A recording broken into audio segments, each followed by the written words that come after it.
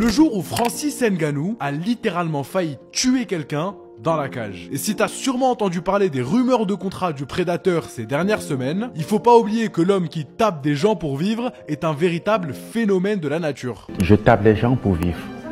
C'est ça que je fais comme profession. L'histoire remonte en 2017. À l'époque, Francis Ngannou est à l'UFC depuis 2 ans et il terrasse littéralement tout le monde sur son passage. Curieux de voir à quel point la puissance de Francis Ngannou est vraiment impressionnante, l'UFC décide de lui faire passer des tests scientifiques hyper poussés. Et le résultat est terrifiant. Une seule droite de Francis Ngannou aurait l'équivalent d'une puissance de 96 chevaux. En gros, ça revient à se faire percuter par une Ford Escort à pleine vitesse. Francis Ngannou détient le record du coup de poing le plus puissant au monde. Mais c'est là que l'histoire devient encore plus intéressante. 2 mois après ces résultats, lors de l'UFC 218, Francis Ngannou va affronter Alistair Overeem, un ancien kickboxer considéré à l'époque comme le plus gros challenge pour Francis Ngannou. Et seulement 4 minutes après le début du combat, il va se passer ça.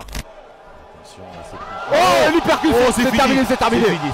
Il a suffi d'un coup à Francis, un seul coup. Il faudra presque 10 minutes à Alistair Overeem pour se relever. 10 minutes pendant lesquelles tout le monde se pose la même question, est-ce qu'il vient de le tuer? Heureusement, il va se réveiller peu de temps après, et 1 mois après le knockout, Alistair Overeem va déclarer sur la puissance de Francis Ngannou. Mijn tegenstander Francis heeft daarop geanticipeerd.